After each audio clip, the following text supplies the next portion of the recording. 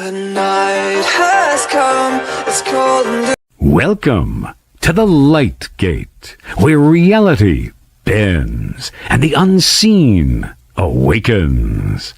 Preston Dennett, joined by Dolly Saffron, guiding you beyond the veil and into the infinite unknown.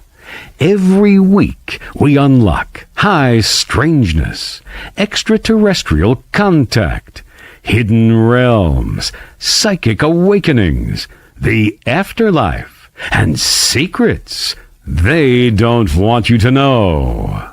Step through the gate, and if you feel the calling, subscribe to the channel and share it with those ready to awaken. You just heard our first new intro. Welcome everyone to My Gate.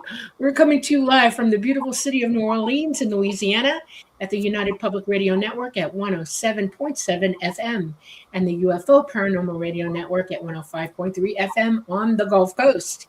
We're on Facebook, we're on Roku, we're on Rumble, and we are on YouTube. We like this new intro because it leads into the fact that we are on radio stations. We are heard around the world. And just to let you all know, our numbers are now over 1 million. We were 1,100,000 listeners worldwide. And I'm kind of grateful. Thank you very, very, very much. Okay, we have a great guest tonight. And Preston, on to you. Oh, thank you, Carnation. We love you. Okay. Yes, we do. All right. Thank you, Dolly. Thank you, everyone, for joining us tonight. And I think it's episode 146. Might have lost count here, so I'm going to have to confirm that with our producer because we got a little bit of a issue with, is it 143 or 144 or 146? I'm not sure, but it's around there. Yeah. But yeah, you're listening to The Light Gate. I'm your host, Preston Dennett. My lovely co-host is Dolly Saffron. We're so very glad you could join us today. We're very excited about our guest. He is a returning guest. It's been about 1.5 years. So we're very excited. He's got a new book out all about humanoids, my favorite subject. So this is going to be a lot of fun. I'm going to say a quick hello to all you folks in chat. We love you so much. It's because of you we do this show. It's because of you that Monday is that much brighter. So yeah, thanks for joining us. And let's see who we've got here today. We have Barris Carboni. I think I got that right, Barris. Hello from Sydney. I'm going to be quick with this, you guys, because we do want to get to our guest as soon as possible. We got Teresa Levine. We have Bahama King and Samuel Bassell. We have Johnny J2B from Crossville, not Knoxville. Oh, okay. Moving around a little bit. We have El Sartco from Lloyd Librarian and Lil Dove. Hi, Lil Dove. Hi. Uh-oh. Samuel's talking about a sunspot, CMEs, the Carrington event. We had a flash today. We're watching it. Yep. X-Class. Excellent. We have Olivia Escamilla. We have the wonderful, beautiful, generous Namaste. We love you so much, Namaste. Thank you for your support. Couldn't do it without you. We have Astrid Gooder from Sydney, Australia, and the Owlman and Evan B. and Louise from New Jersey. We've got quite a crowd already. This is awesome. My bud. We have Marshall J. and Gary Anderson. Very cool. Hi, Gary. Thank you for helping us with the intro. Y'all, just so you know, Gary did this for free for us. He helped us with our intro, and we're very, very grateful to him. Thank you, sir. Thank you. Yes. We have Jay Kirshenman. We have, just let me see, real quick, Dolly, I promise, Stargazer, Texas Cacti, Susan Mack. We have Heidi Gohl and Stephen Bedford. We got a lot of people. Oh. Yes. I think this is our guest, Slevik Stories. Yes, it is. Ooh, hi. It's Nomar. Glad you could make it into chat. We love that. Yeah. We have Stacy and Yahara and Poetic Poems. Yay, and Grace. There we are. Okay. And Henry Jackson. Thank you so much, Henry. Very generous of you. Let's just get started because I cannot waste any more time. I will get in trouble. And we don't want that, do we? No, we don't want that. So let me pop up the banner here so you can see who our guest is. Let's see. Doink. There we go. All right. Yeah, Nomar is a returning guest. It was so much fun talking to him last time. Really an amazing storyteller, an amazing author, an amazing researcher. Really delighted to have him back. It's been over a year and a half. For those of you who didn't get a chance to watch that show, let me read a little bit from his bio. He's from Bangor, Maine. He's a ufologist and a paranormal researcher, member of Paranormal Research in Maine. That's Prime Paranormal. He's an independent creator, researcher, writer, and investigator in numerous aspects of the paranormal. Man after my own heart. It's not just about UFOs. They're all connected. So he delights in sharing stories through different mediums, such as books, documentaries, and podcasts, and has shared his work with hundreds of thousands of enthusiasts, and has maintained a steady output of material for over 20 years. That is awesome. He's been fascinated by all things paranormal since childhood, beginning with a UFO encounter at 4 years old. We're going to want to hear about that again, Nomar. In his adult life, his passion has been to research, investigate, write, and share UFO and extraterrestrial encounters from everyday people in a way that conveys the human element of profoundly strange encounters. Talking pretty fast there. He has many books, and his latest, I'll just pop that up right here because I'm super excited about it, is Humanoid Encounters, Creatures, Phantoms, and Other Strange Entities Sighted in Maine, forward by Albert S. Rosales, really the king of humanoids and a prior guest on this show. All right, I think that's enough of an introduction. Let's bring Nomar in. Hi, Nomar. Hey, guys. Welcome back. Yeah, thanks so much for having me back, Preston and Dolly. And Gary, that is a great new intro, so very cool. And yeah, you brought up Humanoid Encounters, and I had to have Albert, the man, the myth, the legend, on all things humanoid and encounter. So I had to have him write the forward, and he was gracious and a delight to work with. So that was very cool for me. Oh, wow. Yeah, I don't think there's anyone out there on this planet, at least, who knows more about humanoids. Yeah. He lives, eats, and breathes them. He does, and I was throwing things at him, and he'd be like, "Oh yeah, I have something like that." Boom, and I have it in 2 seconds. It's crazy. Wow. The inventory of humanoid encounters that man has. Yeah, his books are absolutely essential research tools, and really anybody who's interested. What are they called? Humanoid Encounters, I think is what. Yeah, I think so. And then a date range, basically. Yeah. All right. Well, thanks again so much for joining us tonight. This is going to be exciting. I had a lot of fun talking to you last time. Dolly had to drop out, as you may remember, about halfway through. Yeah. So hopefully this time we won't have any interruptions. But yeah, we've grown a lot, our audience. So I'm sure there's a lot of people listening who didn't have an opportunity to listen to your prior show. And perhaps may not have heard of you. I don't know where they've been if they haven't, because you're out there. You're definitely. I'm definitely out there, and I'm also in the chat. So I'll keep an eye on it. If somebody has a question and I see it, I'll try to answer it if it comes and up. Boot anyone out who's crazy. Yeah, you better be nice in there. Just saying. All right, yeah. So tell us, how this all began. You had an encounter as a young kid. That sounds interesting. That was truly the catalyst. So I'll paint the picture. It's early 80s. I'm very young. I'm 4 or 5 years old, and I had gone to bed. My mom put me to bed. And I woke up in the middle of the night. A loud noise woke me up. And I remember my eyes popping open and kind of like looking around for some sort of reason why this happened. And I started to hear light tapping on my window. And when I looked over there, I realized it was rain. And then I saw the sky light up. I was like, oh, that was probably thunder. Maybe that woke me up. And so I was like, cool, a thunder and lightning storm. So I kneeled up on my bed and was looking out the window, and I was seeing, the lightning. And we lived at the time at the tip of Maine, and we lived right on the St. John River. And I remember looking down at the river, and it was like raging. I'm like, whoa, this is a crazy storm. And then out of nowhere, there was this really disturbing lightning bolt. And it was like if I were to ask you to draw a lightning bolt, you would draw that jagged yellow line, with that one little thing in the middle. And it was stuck in a cloud. And I'm looking at it and I'm like, even at 4 or 5 years old, like, I know this is weird. Like, I knew that you see lightning just, really quickly. So I'm watching it and there's electricity coming off of it and there's more booms associated with it. And the where the lightning bolt was like stuck in the cloud, there was kind of like a halo around it, a really like light halo around it. And I'm watching it and I don't really know what happens next other than I woke up the next morning.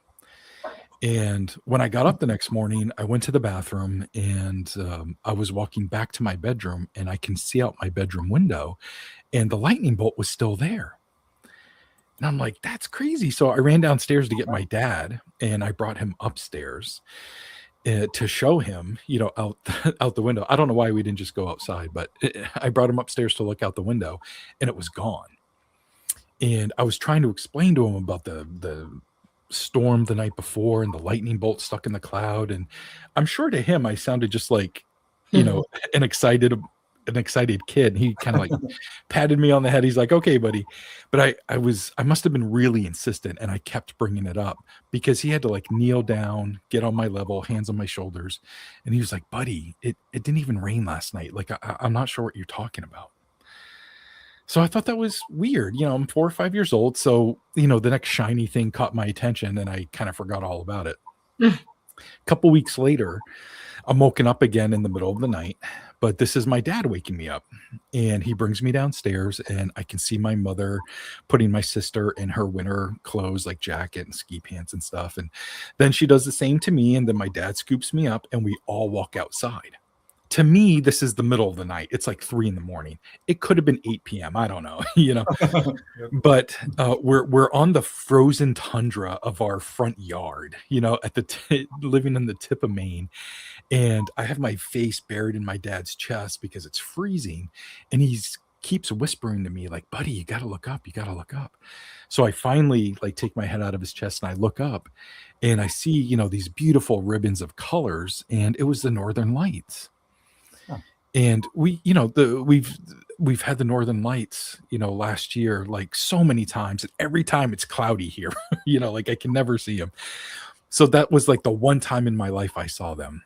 And I think those two things happening so close to each other at such a young age created like this weird core memory, like weird stuff happens in the sky and you should probably pay attention.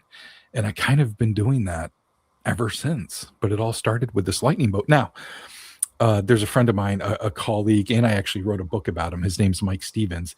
Just last week, he sent me a picture that somebody took of this weird UFO thing with this weird lightning bolt next to it. And it's a daytime picture. Mm-hmm. It's wild. He's like, this is the only thing I've ever seen that reminds me of your story. And I'm like, oh my God, that's the thing.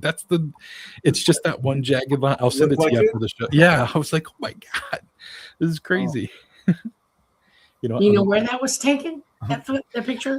I think fairly recently, but I'm going to send it to you right now, Preston. Oh, okay. Via email or either. Yeah. Bear with me. I'm so sorry. This is riveting. No worries. So have you seen the Northern Lights recently? Because I haven't. We saw them all the way down here in Georgia. Right. That's so insane. All the way to Miami, actually, this time. We had a KP 8, and it was very powerful, and it got in our magnetosphere pretty good, and it just rolled, That's wow. So you like Maine, huh? It sounds awful cold up there.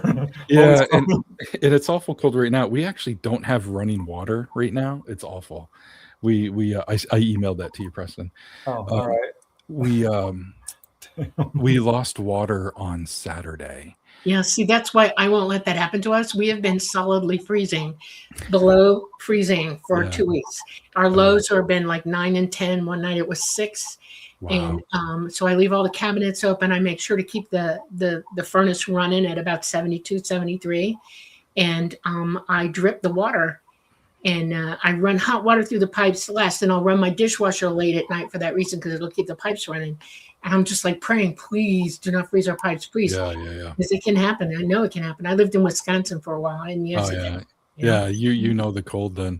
And so this has actually never happened to us, but we have this one little frozen line that's running. We have a well, and it Mhm. runs from the wellhead right to the basement, and they think that line is frozen. So somebody's coming out tomorrow to like unfreeze it and stuff. Yeah. But, Yeah, that was the other thing I did that I didn't say. We have our well, and it's got one of those rock tops on it, and it's not enough. So I cleaned out one of the chicken coops and dumped all that hay on top of that thing and then covered it in double plastic and weighted it down and prayed. And it's like, please don't let that freeze. Please don't let that freeze. Because I knew. Oh no. All right. Got the picture ready. Here we go. Boom. Yeah, and you got to zoom way in on that white piece there, but you can see the jagged. Yeah, the jagged. That is odd. Isn't that interesting? Huh. And that's very reminiscent of what I saw. And I see here poetic. Roll in on it, Preston, all the way. I want to see it full blown. All right. It's Superman's ship. That's obviously what it is. Maybe so. But yeah, that kind of, it's very reminiscent of what I saw. In the daylight sky. That's odd. Yeah. My buddy Mike sent it to me the other day. And I was like, whoa, that's interesting. Yeah. I mean, I wouldn't even begin to know. Yeah. I'm going to be honest with you. That's not a UFO. Okay. It's just not. They don't do that. Ever. I'm wondering what kind of technology that is, but it's not theirs. It's ours. It's something. And, Oh, interesting. Yeah. Interesting. Yeah. Dolly's a contactee, by the way. Oh, for sure. She's had an enormous number of experiences. I was actually taken on board her craft, which was very cool. I don't think that happened last time I was talking to you, but yeah. No. I had a full onboard experience.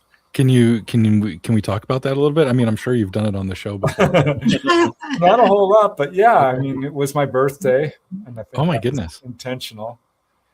Yeah, it's a 5-minute long experience. I'm dreaming when suddenly I'm not dreaming because I'm woken up and I'm seeing like a hole in the wall, and I'm pulled up through it. And it's a very electric feeling up this kind of energy beam, and I'm finding myself in outer space.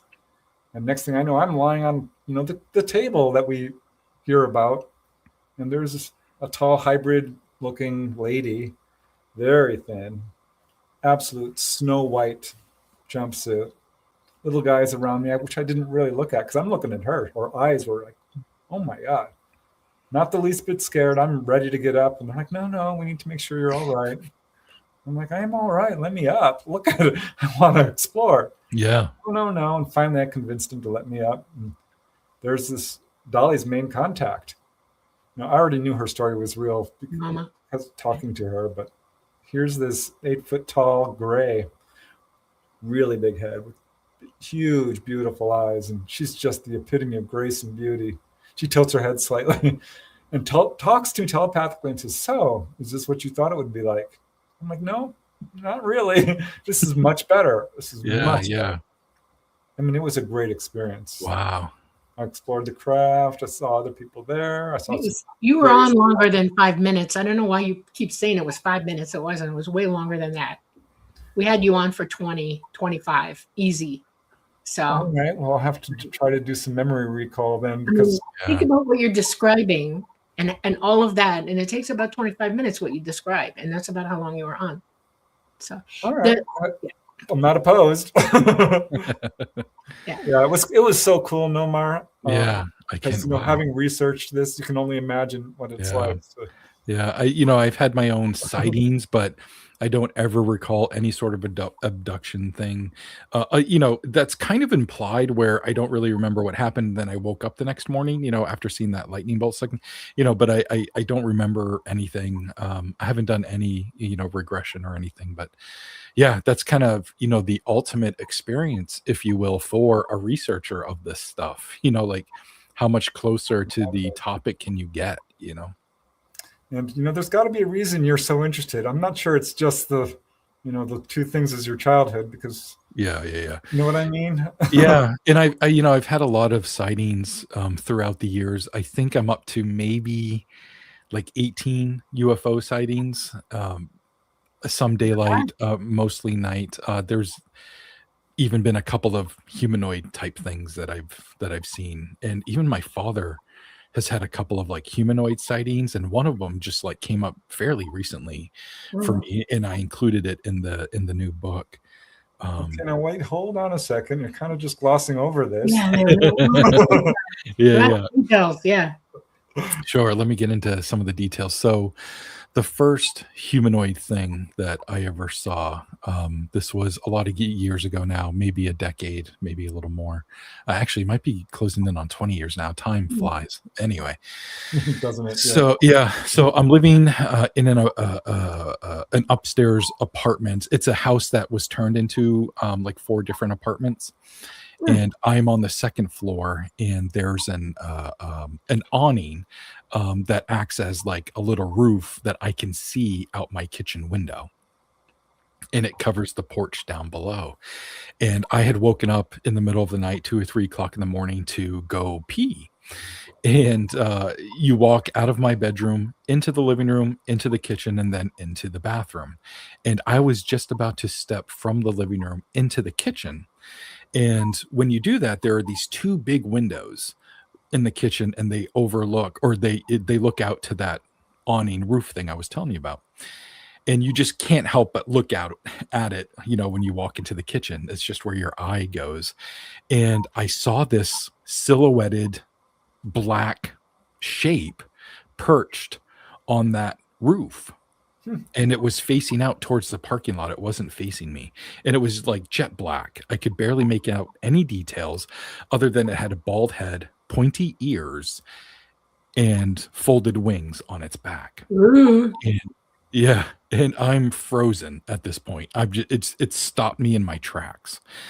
And my weight shifted because I stopped so abruptly. And when my weight shifted, the floorboard beneath me creaked a little bit.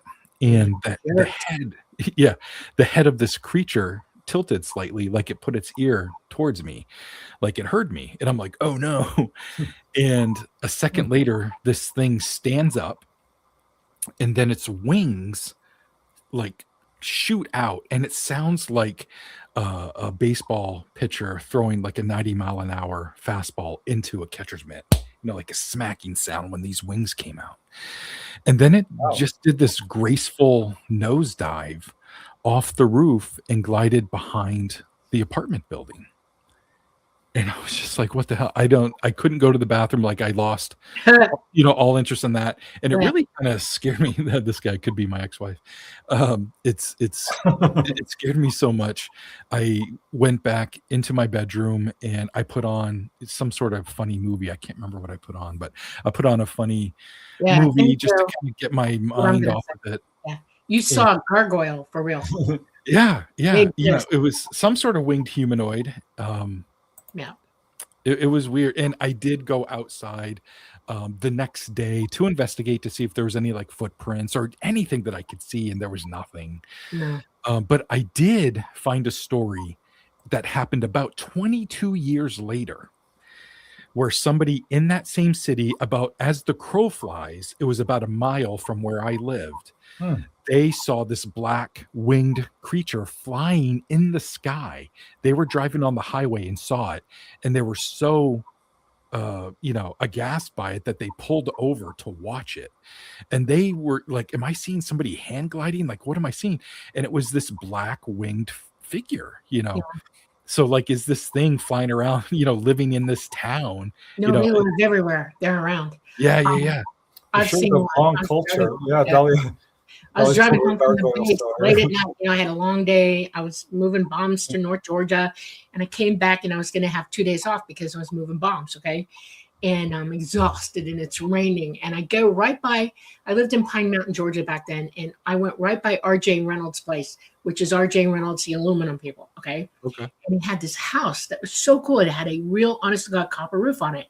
And it had a tree that was massively huge and a light that goes up through the tree with a big light dreaming down on the road, because nowhere else has light around there, nowhere. And I'm going through, and I slow down because I'm looking up in the tree, because the tree's illuminating this big black thing. I'm like, what the heck? And I slow down and I'm looking up at it as I come up to it, and it dropped out of the tree, hit my windshield, went, and then slid off the roof of my truck down in the front. I ran its butt over. I was not playing. Okay. Vroom. He's lucky the truck was jacked up. Okay. I did 100 mile an hour the last block and a half home. Okay. I get home, I get my BDUs off, I put on my night nights, I get my shotgun loaded, crank it, and sit on the front porch for the rest of the night waiting for this thing. But it was black, it had pointy ears, it had wings, and I mean, it was solid damn black, and it had clawed hands and feet. And it left marks on my windshield. Wow. And it never left Yours me. was kind of short, though, right? Well, I think it was young and stupid because it landed on my car. Okay, on my truck. I had with a Hemi, you know, a Ram, a Dodge Ram 250, you know, with a Hemi. And a Ram, well, that's appropriate for. I rammed it pretty good. I didn't hit my windshield. I stopped. When I hit the brakes, it slid off the top of the thing down. And it had wings too, right? Yes, black wings, leathery looking black wings. How tall was yours? It was like normal, like man height, if you will. I'd say 5.5, 6 feet tall. Yeah, this one was almost 5 feet. If you stood him up on his feet, he would have been 5 feet. I think he was young. Okay. And what about the wingspans? I think Poetic Holmes was asking that. Yeah, the the wingspan, you know, it was probably double its body, you know, so you know, maybe 20 feet across or because it wasn't 10 feet, so maybe triple the body, something like that. It was pretty wide, so I would say 15, 20 feet across. They were pretty wide. Yeah, I didn't get to see it while I ran it over. I went back the next day to see if there was a smudge on the ground. No, nothing. Absolutely no proof, nothing. Yeah. And I asked the old man, I asked RJ himself, I said, did you hear anything at 2 o'clock in the morning? He said, what do you mean? Like the screech you made it on your truck? And I went, yes. And he said, I don't talk about stuff like that. I was like, okay, fine. Thank you. Wow. Yes, he's yeah. That's what that means. He's somebody asked here, humanoid or bat-like? For me, it was like a humanoid with wings. That's how. Yeah, humanoid with wings. Yeah, a gargoyle with an ugly face. Yeah, I have to give credence to stories like these because look at our cultures with these images of gargoyles everywhere. Yeah. I mean, it's not unusual. Did you ever interview anyone who saw things like this? Yeah, I interviewed a gentleman. This was probably close to 20 years after my sighting. He saw something not really similar, but it was a winged humanoid, if you will, but it wasn't black or anything. It was actually kind of he thought it had like translucent like skin, and the wings were much more bat-like looking in his opinion, and he saw it during the daylight, and this was about 4 feet in length, and he said it had tubes coming out of its head.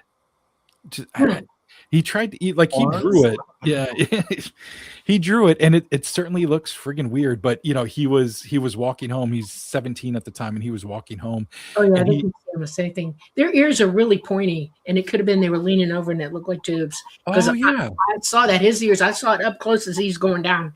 And you had really pointy damn ears. They were long, pointy ears. You know? Yeah, that's a good point. I mean, because this was up, he saw it flying. He actually heard like this chirping, squeaking noise, and he thought it was like a mouse or something.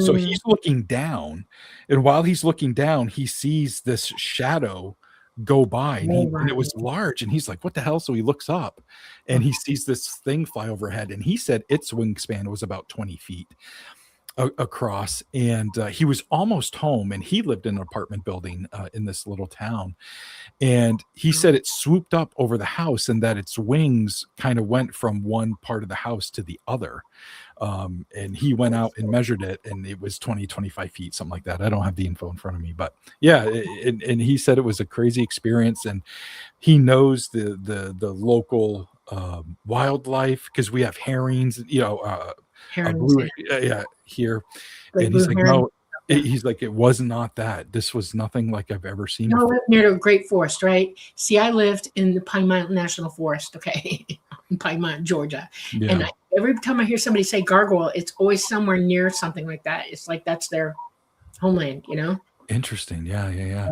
Because behind the apartment building is this swampy area. Yeah, So I, there you so go. yeah. So I did this little vigil there for 2 nights, 2 separate nights. I didn't stay all night each time, but I stayed for 4 or 5 hours each night. And on the second night, I ended up seeing these big red eyes, and they were just below this branch that had to have been like 20 feet in the air, or up the tree, and these red eyes were just below it. And that's all I saw, during those 2 nights that I was back there, trying to catch a glimpse of this Yeah, thing. you know why bats at night look like they have red eyes?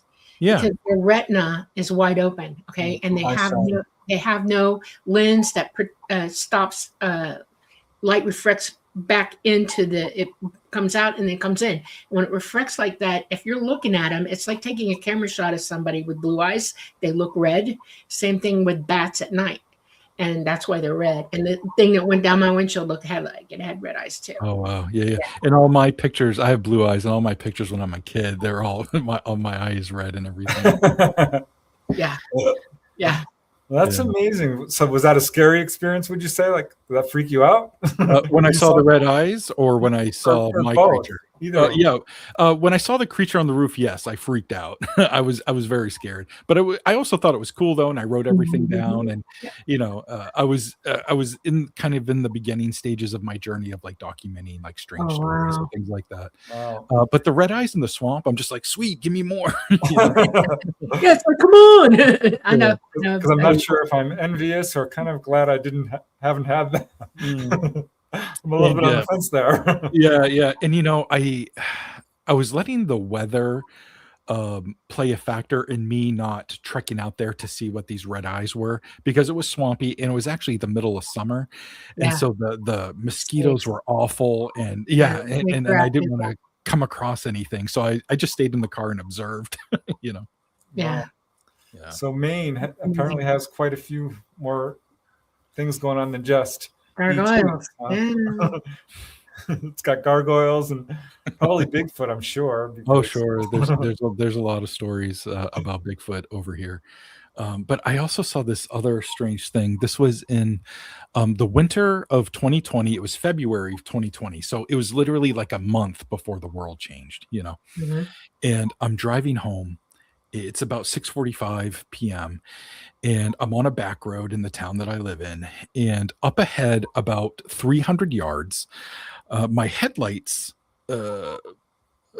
shine on this thing that's standing on the side of the road, up on the left-hand side of the road. And there are ditches on either side of the road.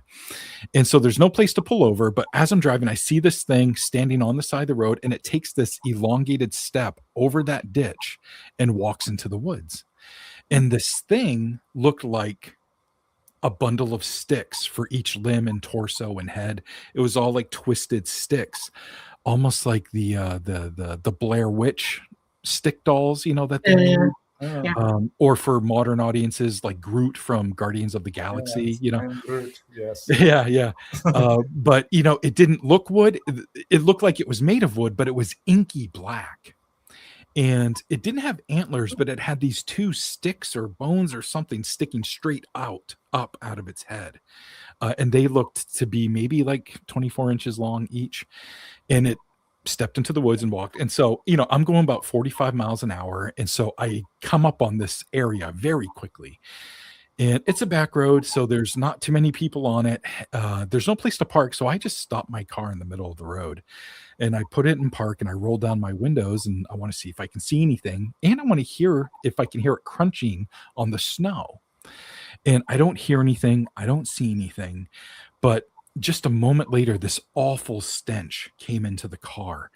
And it was like sulfur or like rotting meat or something. And, you hear about that in Bigfoot encounters or like black-eyed kid encounters or demonic encounters. But I've never experienced it. But it was awful.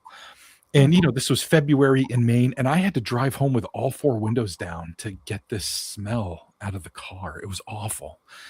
So I get home and I write everything down. It's almost annoying being a researcher and author. Maybe you can attest to this, Preston. when you have your own encounter, you're like, I want to be unbiased, but this just happened to me and I'm human. So I'm writing everything down and I email it to a buddy just so it's out there and it's out of my head, and it helps me to process it, I guess.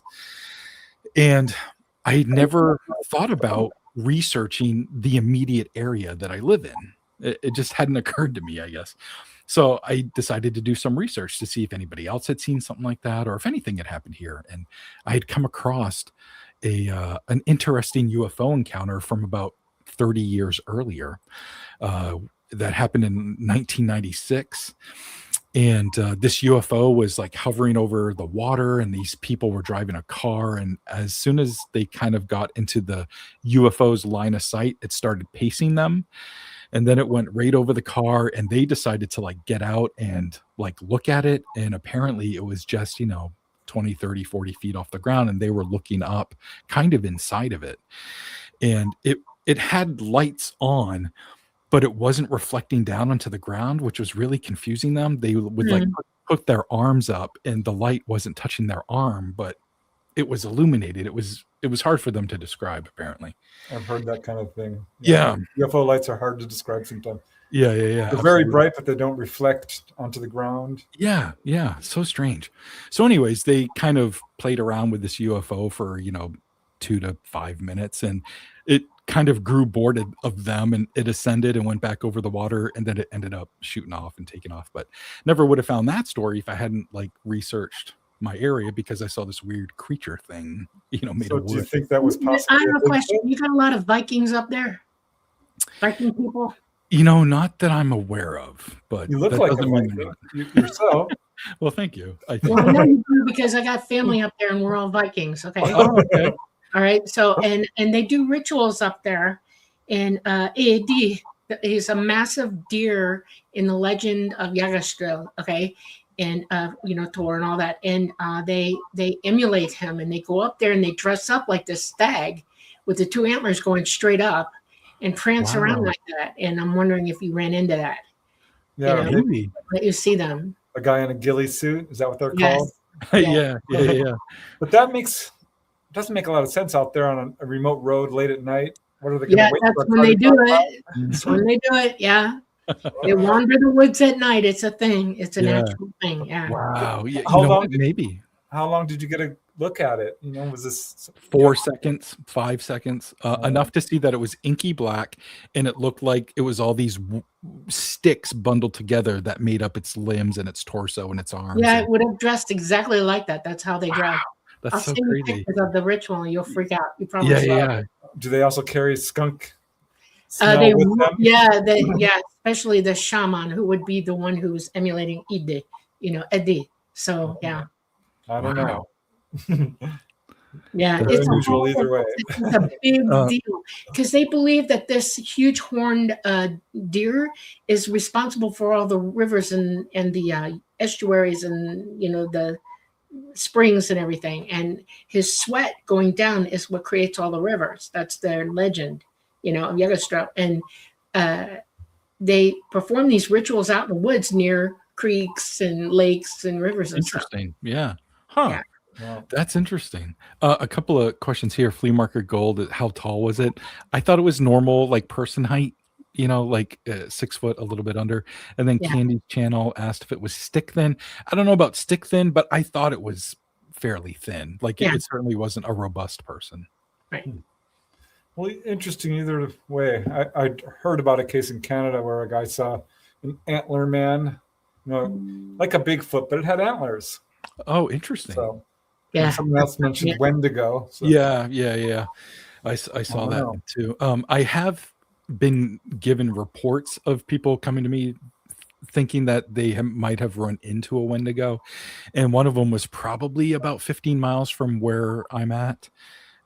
I still don't think it was a Wendigo, though, in my opinion. But you want to hear something interesting about all of that? Yeah, please. Okay, so I'm a Viking. I'm Same Viking. Okay, I'm Nordic Viking and Swedish Viking and Finnish Viking and Russian Viking. I'm also Sami Swedish, Sami Nord. From Norway and Russia. Okay, I have all those bloodlines. And one of the funny things about Native Americans is we're all the same people. We're the white ones and they're the darker ones, but we're the same people. We live in teepees. You know who the Laplanders are, the reindeer herders. We have all the same songs. We have all the same legends. We have all the same rituals and everything. And we have the same religion, which is, we call it Yagash. They call it, the animals of the forest, the gods. Okay. Sure. And there's star people, which is Yagash. That's where that is. It's in the stars. Okay. I want you to understand this. So when you hear, the Native Americans talking about something, you need to understand that this is not native to only this area. It's all over the North Pole, everywhere, all the way around, all the countries that encompass that, everywhere, because we're all the same people. Native Americans here came from us walking down in here first. Okay. And we bred in with the people who were here, and they became Native Americans. See what I'm saying? Do your homework. I'm not kidding. Listen to their music. Look at how they live. Look at how they clothe themselves. Listen to the songs and the rituals, and you realize they're all the same people, native people or star people. Okay, and the Vikings came back after Americans came here, and they were living up north.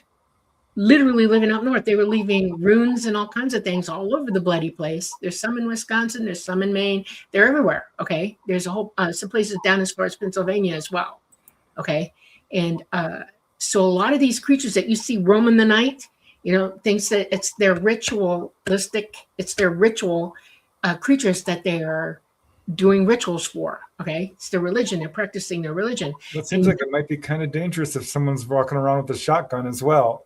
Oh yeah, it is. Well, they're pretty good at not going where that's happening. I hope so. And I've never heard of anybody getting shot in the middle of the night. That would be horrible. But yeah, it's think about it. Add it all up. Look at all the information across the board, and you will realize that, oh my God, this is related in ways we didn't even originally think. Yeah, okay. I know the accounts of these kinds of things go way, way back, and culture is rich with all these mystical beings of many kinds. Yeah. So here's my next question. So you're putting together, what inspired you to put together this book? The book previous to this was the catalyst for it. So the book previous to this was UFOs over Maine, 10th anniversary edition. And so, of course, it has, a whole bunch of UFO encounters, but I also ended up having all of these really interesting humanoid encounters mixed in with it. Mm-hmm. And as I kept doing my research, that's it right there. As I kept doing my research, I kept finding all of these really interesting entity encounters that people were having. And so I just kind of kept saving them up, because I had already had about 400 stories for that book right there. And so, I don't want to keep packing it, you know what I mean, full of stuff. And, it was time to put it out anyways, I was done writing it. But I kept collecting all of these weird humanoid entity creatures that people were seeing. And so I kept collecting them.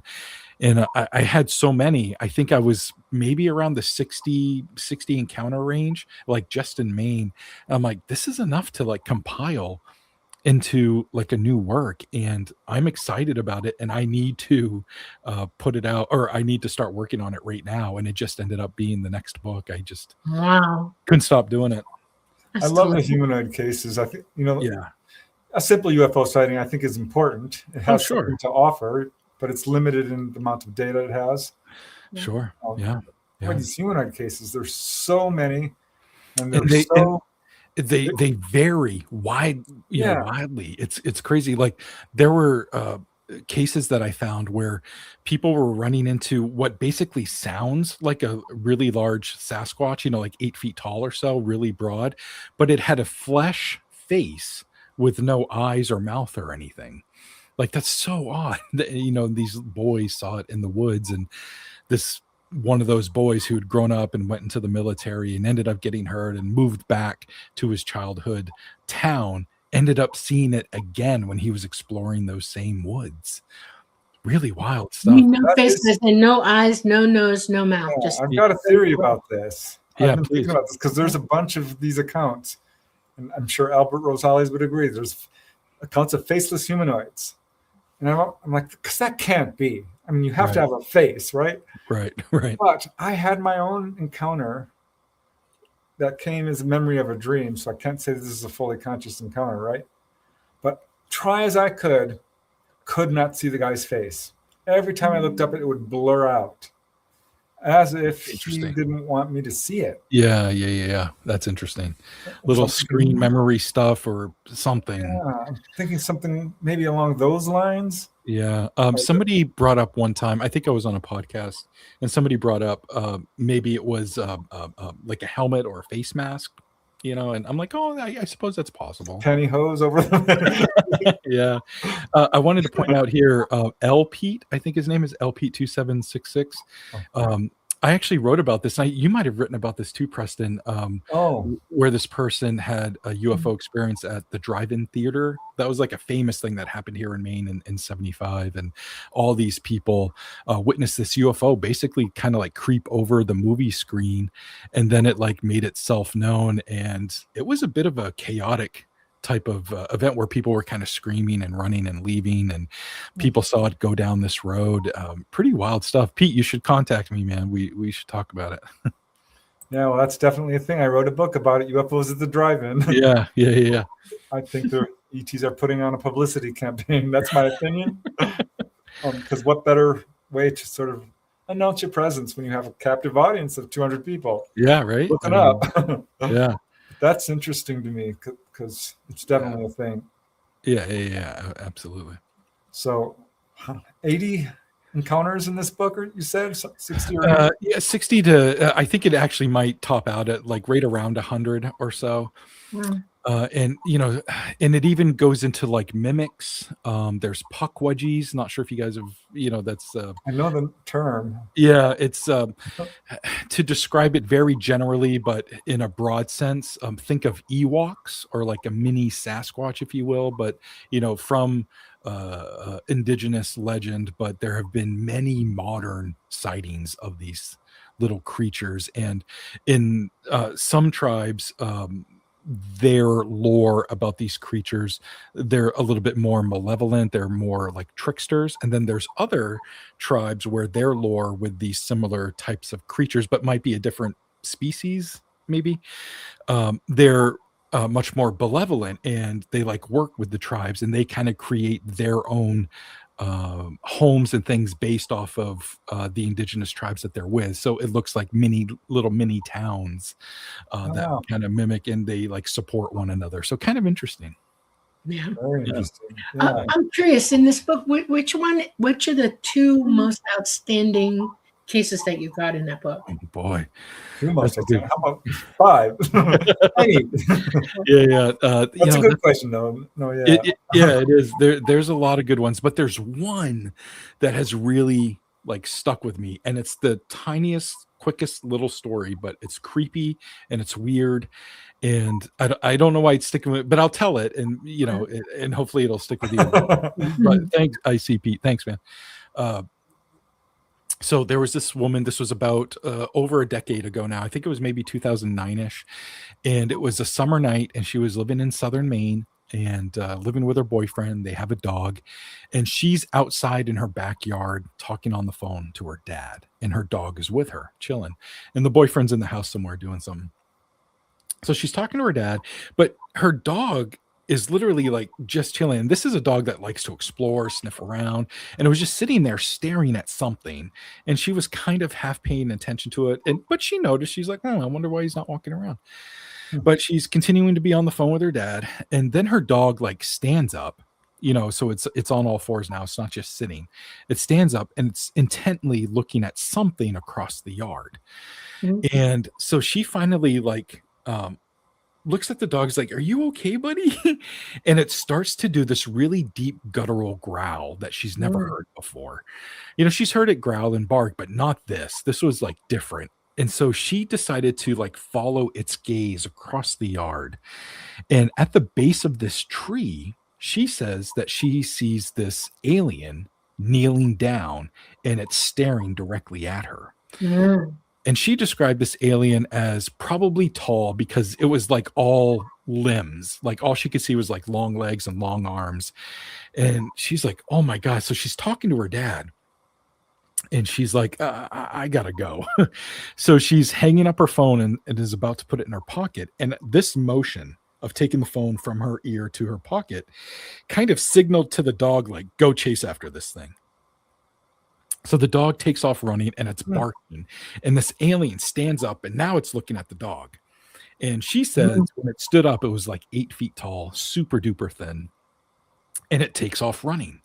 And while it's running, it either starts to cloak or disappear from the head down. And at one point, it's just legs running. And then it disappears completely. The dog stops running, but continues to bark at this thing. And she's just like, what the hell just happened?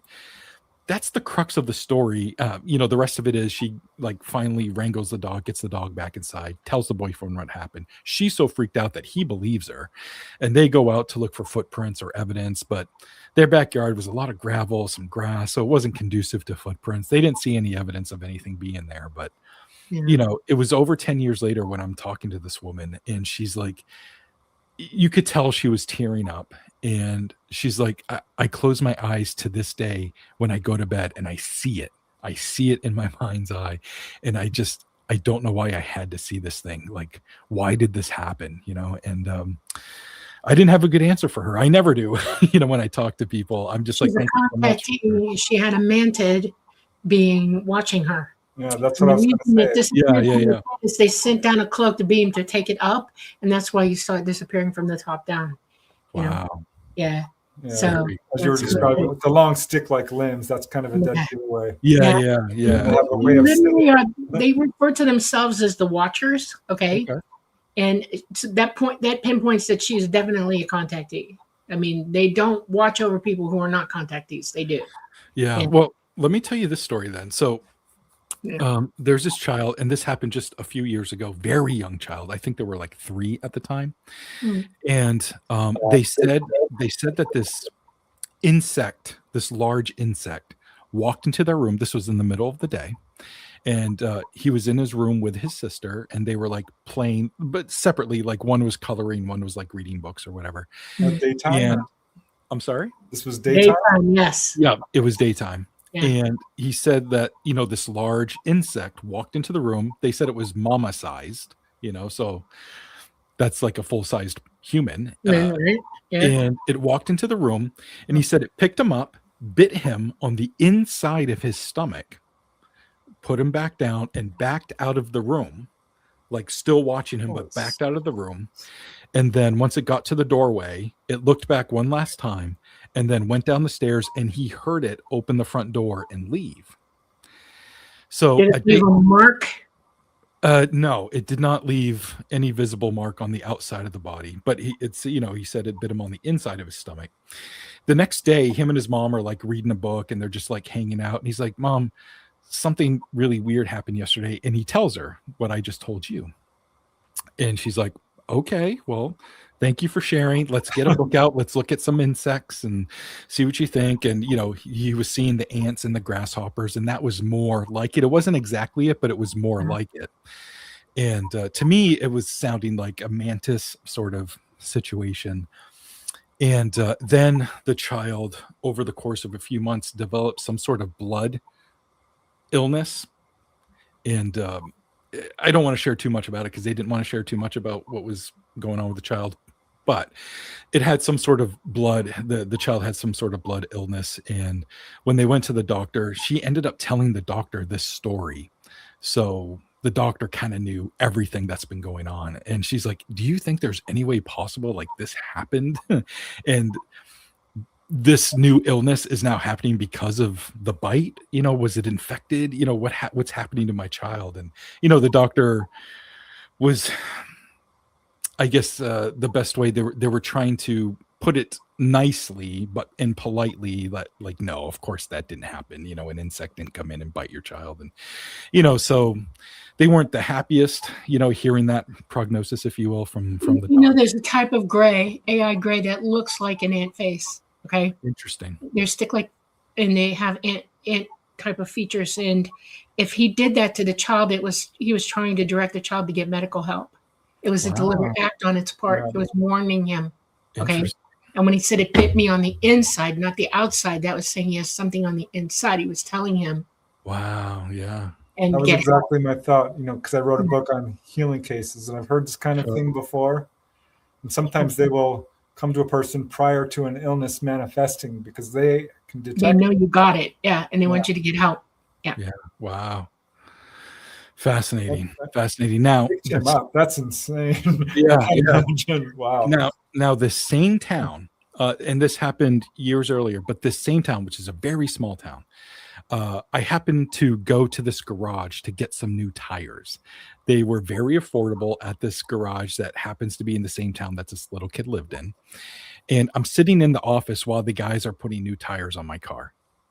And so I'm sitting with the owner of the place, and I like the waiting room is basically his office.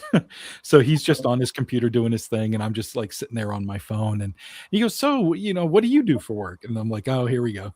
So I love that one. yeah, yeah. Oh, okay. You asked. So I explain, and he goes, something might have happened. And I love it when that happens, because that almost always happens. And he goes, so I'm outside one morning and I'm tinkering around in the garage. It's like 5 a.m. and I have my morning coffee and I'm tinkering around. And I start to hear like the hum of motorcycles coming from like the back of my house. But there's no roads behind my house. Like it's all woods. And I'm like, okay. And he goes, the sound's getting closer and closer and louder. And it's a little bit different than motorcycles. Like, I don't know what it is. So he stands outside to look at, to see whatever's coming. And he's standing there holding his coffee, and he sees what he claims are two grasshoppers, human-sized, on these hover motorcycle thingies, and they just whiz by his house. Oh my God. He's like, what? But drinks his coffee, goes back in his garage, and never tells anybody until like 6 years later when I walked into his office and was getting my tires changed. And this was maybe 2 months after I got the story from the kid. And I'm like, are there insects? Not connected, not at all. No, and what you're describing is back engineered BS. In other words, how do I explain this? When you're back in engineering things, they get a little crazy and they build craft for fun. Okay. And they like to play little weird plays on people to confuse them about what's really going on around them. And they'll do stupid stuff like that. So yeah. Interesting. That was back engineered. Tomfoolery. Yeah.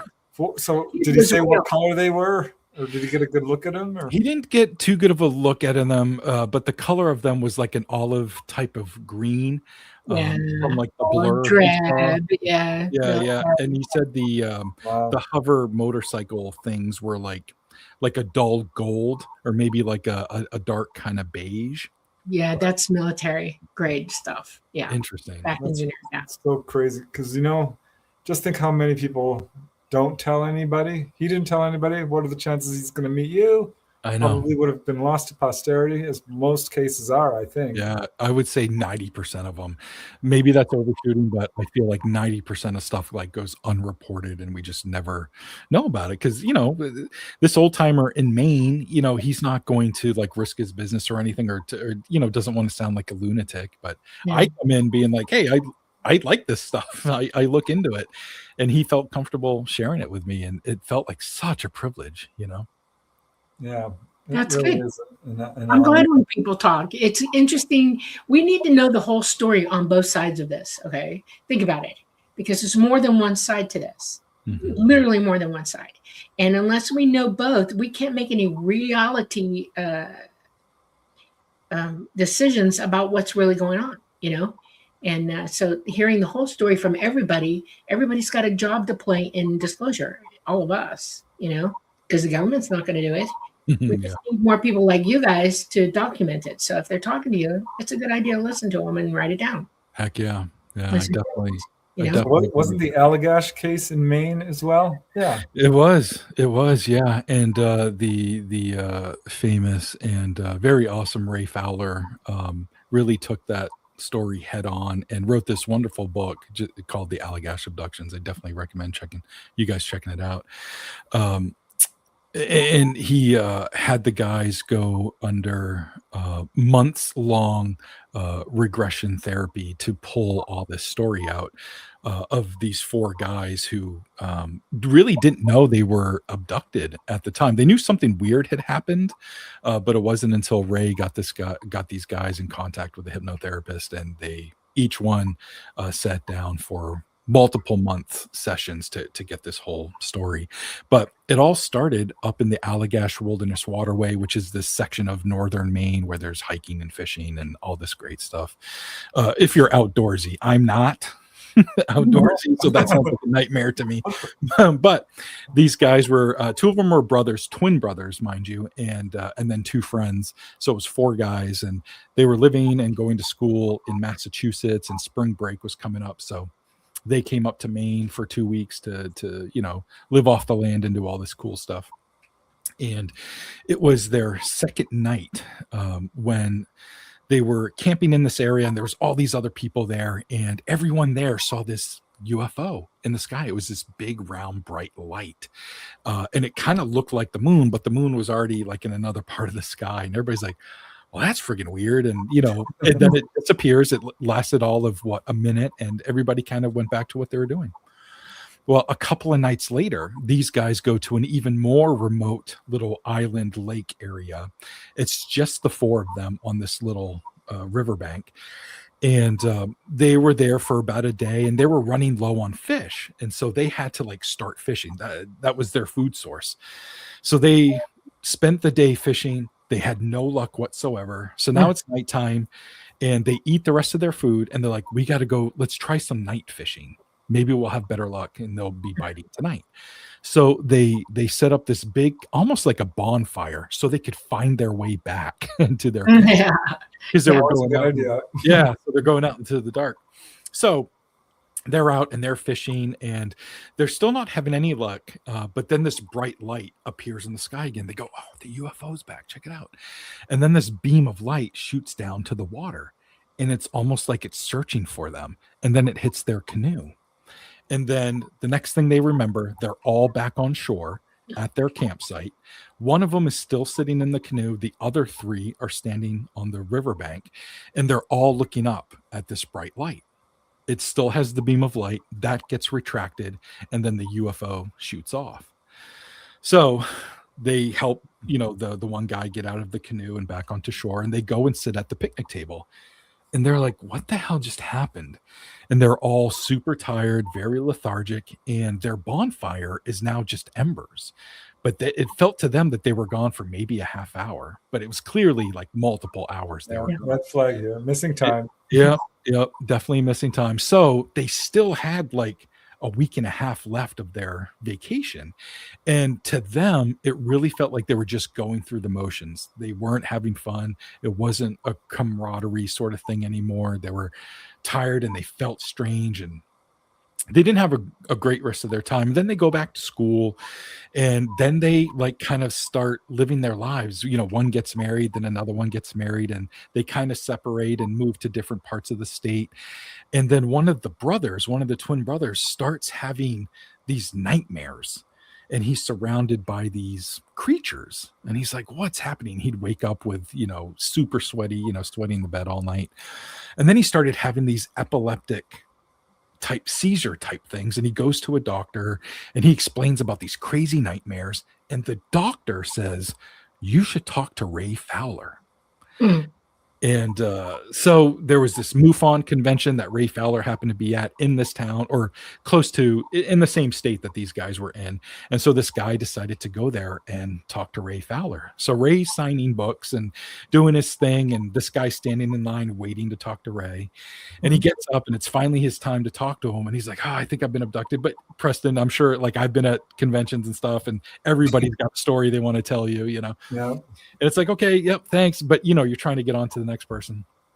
So Ray was kind of feeling that same thing. He's like, thanks, man. I appreciate you telling me that story, but I got to keep the line moving.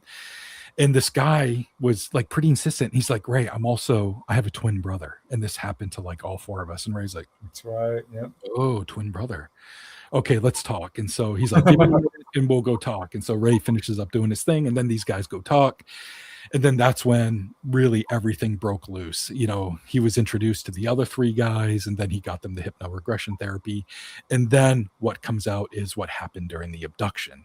And it really plays a lot like, Betty Barney Hill, or all of these really early abduction scenarios where they're on tables like, you guys had experienced, and a series of tests are performed on them. They remember fingernail clippings were taken, semen was taken, and one of the guys was really offended by the whole semen taken process. He felt really violated by it, and he was really angry, and he kept telling these entities how angry he was, like, you violated me, I can't believe you're doing this to me, and are you doing this to the other guys? And because they were examined separately, but they were sat all together, and they saw other people on the ship. It's an interesting case because they all verified each other's situations, and one of them's an artist as well, as I recall. Yeah, and he put out a couple of like comic books about their whole experience. It's a wonderful comic. I have. You want to hear funny information? It's not really funny to me. It's real information about life. Okay, please. Men have fluctuating semen values for the last 50 years. In the 70s, it started diminishing to the point that everybody started getting really worried about it because everybody was wearing tighty-whities, not boxers, or they were hot tubby. 40% or something. And then semen levels were going down. That's problem number one. Problem number two is that we've all been experiencing heavy loads of radiation coming in through our magnetosphere because our poles are changing, okay?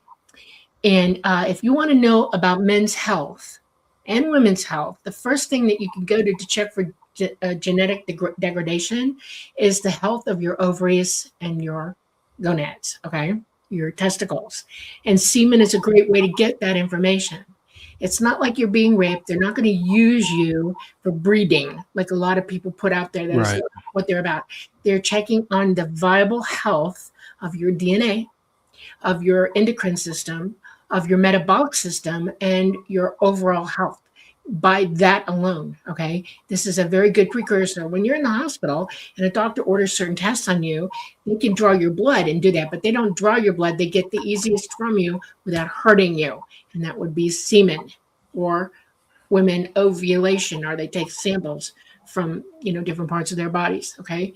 It is so important for us to be educated enough to understand why these tests are occurring, and not the lure of being violated. Right. Violation. William Fowler talked about that. Yeah. And in the Betty Andreasen case, certainly that was a big part of what she was told by the ETs. Right. So that doesn't surprise me. Yeah, it's a good case. Yeah. Have you run into multiple witness cases? Because a lot of the people I interview, in terms of on-board experiences, it's multiple witness cases, I should say, are much rarer than single witness cases. And that's kind of true with humanoids too, Yeah, I think they're probably more common than we know, and just these experiencers, might not know either, that it's multiple, but yeah, I don't run into them often. I think maybe two, and one I can remember pretty well. The other one I don't, but yeah, I don't run across it very often. What's the multiple witness case that? Yeah, so there was this woman who was having these really strange dreams, and it was her and her husband, and they would be on board this UFO. She knew it was a UFO, but there was nobody else on board. It was just him and her, and that's kind of interesting.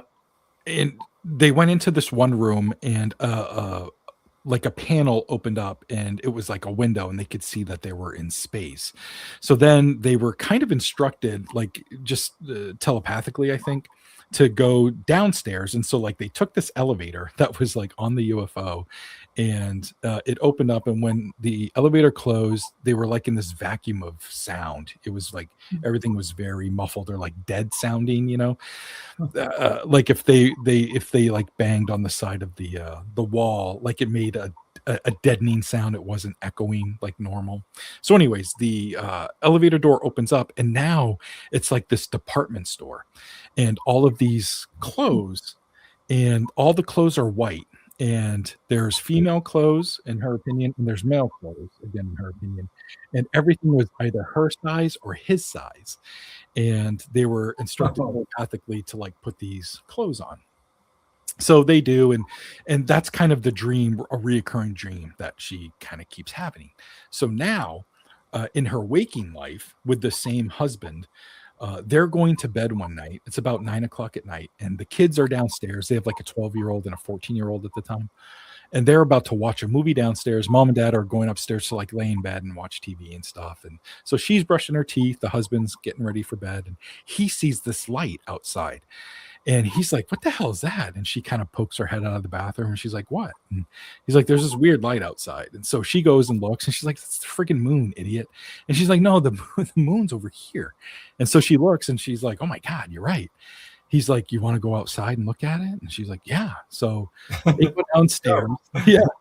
So they go downstairs, and the kids are like, what are you guys doing? Because they, the parents are like going outside 9 o'clock at night, and they thought they were going to bed. So the kids are like, what are you guys doing? Well, there's this weird light outside. You want to come out and look? And the kids go, yeah. So now all four of them are outside on the porch, and the light is to the far right. So they kind of have to like lean over the porch and look to the right. And they're looking at this thing that's kind of high up, but they see the moon. The moon's over here, and they see the light over here. And then all of a sudden, the light shoots to the front of the house. Now it's facing them directly, and it's descended quite a bit. Oh, here we go. Yeah. So all four of them are watching it. And then a moment later, it blinks out. And they're like, wow, it was there. And then it wasn't. Like, that was weird. They're like, yeah, that's crazy. Well, let's go back inside. So they go back inside, and the kids go, hey, our movie's over. Like, they could see the credits running. And she's like, no, that's the credits of the last movie. Your movie's going to start in just a second. And so they're like, no, that's the movie. And so she goes to the kitchen and looks at the clock on the stove, and it's a little after 11 p.m. And the whole entire family lost about 4 hours. And they all recognized it. They all talked about it just in that moment. And then they never mentioned it again. They didn't want to. They didn't want to explore it until I talked to her some 35 years later, and she's telling me this story about the dream, and she had a lot of strange stuff happen, but that one really stands out. Wow. I want to say something to you real quick, because I'm watching the chat, and I have two reasons for this. One, it's called conditional memory. We as human beings can cause our own amnesia. Okay, we are very good at it. If it's above our pay rate, in other words, if we can't handle what we just went through, if it's just too much, it's not going into delusion. We literally choose amnesia. It's like somebody getting hit in the head or having a traumatic experience that's so traumatic that you just shut it down. Boom, you're amnesiac. Okay. That's why you can't remember everything that goes on with ET, because we literally cause that to happen to ourselves. The other thing is that ET doesn't take anything from you or do anything to you that they don't have full permission from you for. You're not being violated. You're not being attacked. And 99.999% of all experiencers were given a chance to work through their experiences and come out the other end of it, realize that, oh yeah, they didn't harm me. It was okay. I really do feel like I did give permission, and I'm trying to remember everything now. Okay. Which is a journey for some of them, for sure. Right. Yeah. It is our fear that causes us to forget everything. Literally, we cause our own amnesia problems. They don't make you lose your memory. That is all on us, not them. Literally. As a nurse, I can tell you all the time that there are small children who go into amnesia, and they break off any trauma that they've had, especially serious trauma, and won't remember it for years or never again. Okay, adults do it too. Fear, trauma can make you, and if you don't understand what's happening to you at first, it's going to come out like that, because everybody on this planet is trained to be afraid. Everybody's trained to think about horror. Everybody's trained to think they're being violated. Everybody's paranoid. You're not taught to be a perfect observer and see things that are really actually going on, and then open your mouths and say something in the situation that helps you remember what it was. 9 times out of 10, if you stop an ET and say, okay, explain this to me, and they do, you'll remember it. And every experiencer who does remember has that issue going on. They've asked, why are you doing this? Why are you doing that? And they're not afraid, and they accept what's happening because they're agreeing to it They know why. ET will tell you why, and it's all fun and games after that. I had my own episode of missing time once after a little orb came down. Yeah. And I remembered it about some months later, but never did recall. Well, I did recall through kind of the dream state what happened. But you know what's interesting to me is something you said regarding this lady and her family. They didn't talk about it. I'm sure you've run across that in other cases. Oh yeah, yeah. There's so many cases where someone's like, "You're the only person I've told this to," you know. And while that's a privilege, I'm also like, wow, like there's not a lot of processing going on. There's not a lot of, really like addressing, because some of the stuff is very traumatic to people. They can't help how they feel sometimes, and they do feel as though this was a traumatic situation, and it's, it can be repressed by a lot of people, and that sucks. So I'm glad I can talk to some of these people and help them, hopefully feel a little bit better, but they're also getting it out, which is good. And I can let them know that there are other people out there that are experiencing similar things, like you're not alone, and and that seems to help, which is good. Were you able to talk with that whole family or just the lady? Just the lady. And, by the end of it, because we talked for quite a while, and she's had a bunch of stuff happen. But one of the last things. It's usually not a one-off. Yeah. And one of the last things she said to me, she's like, she was teared up and she was like, why me? And I'm like, I don't know. But what I do know is because you're sharing your story with me and allowing me to share it with other people, somebody else who's asking that same question might not feel so alone because they know you went through it. Right. And that seemed to give her a little bit of comfort. I didn't have a great answer, but I'm like, it might help somebody else. And at the very least, I think that's a good thing, As we talk about things, as we let it go, it's a cathartic situation comes in. Sure. You can counsel people. You can too. You're a researcher, and I'll give you a piece of advice. Okay. When you're talking to somebody who's had these experiences and they seem negative at first and they're afraid and they're alone, what you need to do is say, you don't necessarily need somebody to hypnotize you. You can take yourself down into those situations yourself. You can learn to meditate. You can learn to hypnotize your own self and bring yourself into the reality of what you've seen and what you're experiencing. And that way you're ready for the next time it happens, or you're more in control. People feel out of control at first. They don't know what's going on because they're amnesiac about it. In other words, you need to walk them through the process of gaining control over their anonymity. Okay. Because otherwise they're going to become full-fledged victims. They're going to be full of fear still. They're never going to get over it. And that's no way to be. Yeah. When you're a nurse or a doctor and you're bringing somebody into the hospital and they have a very bad thing wrong with them and you're trying to help them and work with them, you don't just say, you're going to do this, this, and this because I said so, right? You talk to them. You tell them what's going on. You help them with their fear. You bring them through it. You keep a communication with them so that they're 100% comfortable with what's going on. We've been taught not to do that in our own lives. We don't when we feel isolated or in fear or whatever, we're not willing to go that extra few steps to lose the fear. In other words, to tamp it down and shine a light in the situation that we're in. In other words, survivorship comes at no cost to you, except that you'll become a victim if you don't. Mm-hmm. And particularly with this subject, because there's this sort of fear-based narrative being put forth by the media, certainly, and by governments. Now, I'm curious, and I'm not sure if you can answer this. What were some of her other strange experiences? I'm always interested in how this affects people and what happened before, what happened after. Yeah.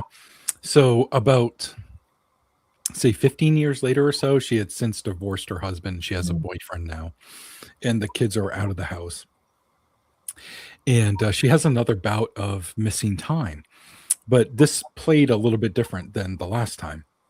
So her boyfriend during that time liked to go into the woods and collect antlers, and he would make, things, lamb and all this stuff with them. Yeah.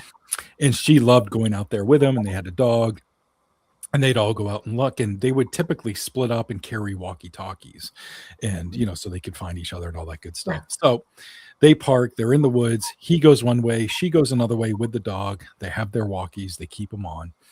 And as she's walking, she's like, where the hell am I? Like, she'd been out there a bunch of times, but she's like, why am I lost all of a sudden? And the dog had seemed fine, just kind of sniffing around and being with her. And she's like, this is weird. Let me get the walkie and radio the boyfriend and see if he can tell me where I'm at. I'll tell him what I see. And, so she gets on the walkie, and as soon as she tries to use it, this burst of static comes out of the walkie-talkie, and then it's unusable, and she's like, what the hell? So she keeps walking. Her concern is growing. It's, what was supposed to be a half hour is turning into an hour and a half. And now it's turning into like 2 hours. And she finally sees the peak of this mountain. She's like, oh, that must be Mount, whatever the hell.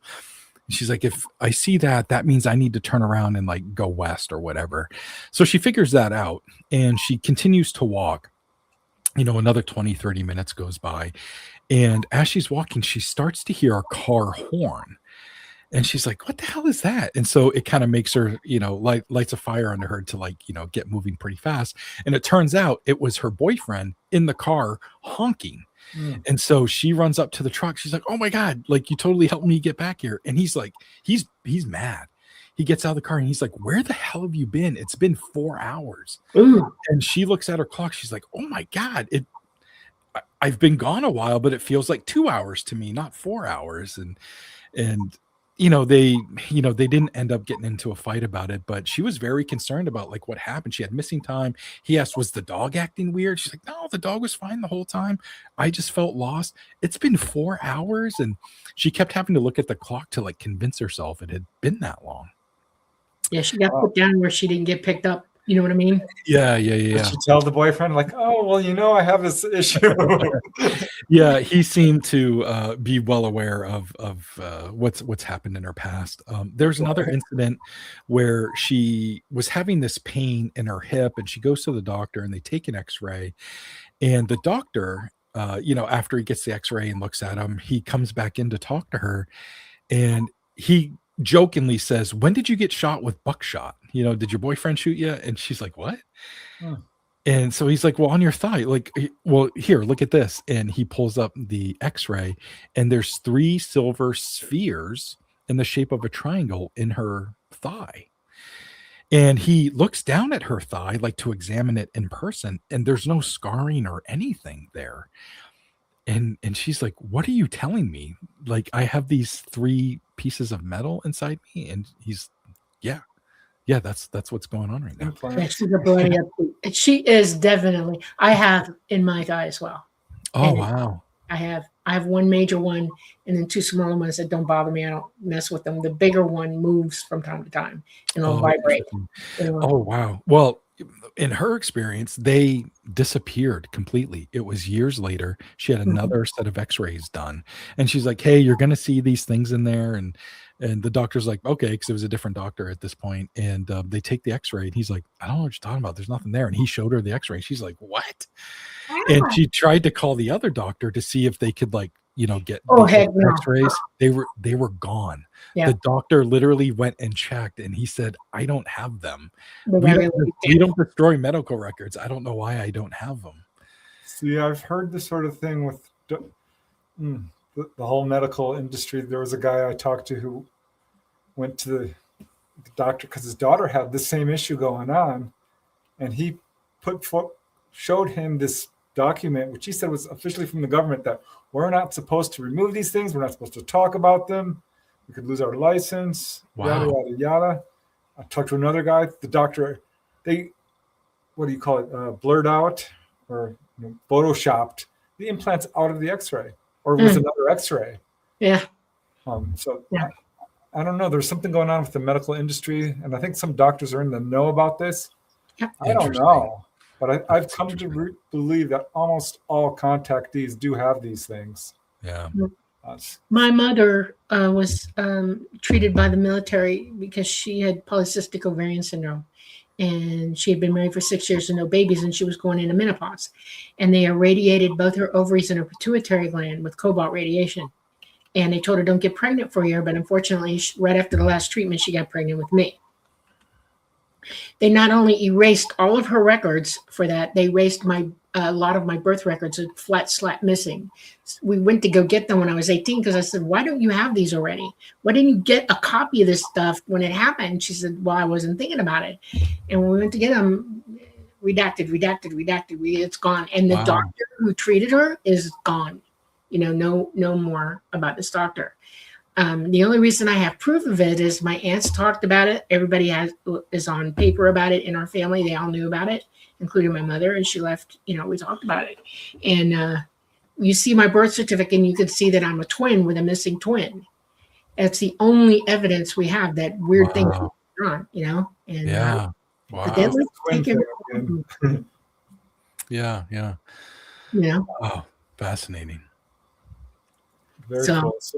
Yeah. So I have other evidence. Tell your people if they have anything happen to them, you got to be smart. You got to immediately get screenshots of everything. Get downloads, get the paperwork for it. Do not let it go missing on you. Keep copies of everything. If you have an encounter, write it down quick because you could forget it. Document it. Yeah. I'll even do a thing where I'm driving late at night and I'll keep my eye on the time. Like, okay, nope, there's no missing time. Which could happen so easily. I think there's a lot of people probably haven't and would never know. How would you? Yeah.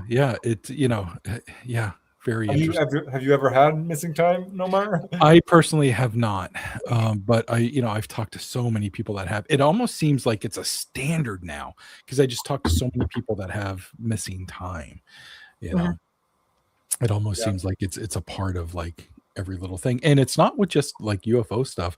There, so I don't know if people kind of get lost in some of these encounters with these humanoids, or if there's a trance thing going on, or if they're part of a different dimension or something when this is happening. But it'll happen when they're experiencing an entity sighting as well, and what they thought was just like a few seconds or a couple of minutes of seeing this thing, once they get back to the car it might have been an hour or so, and they're like, what?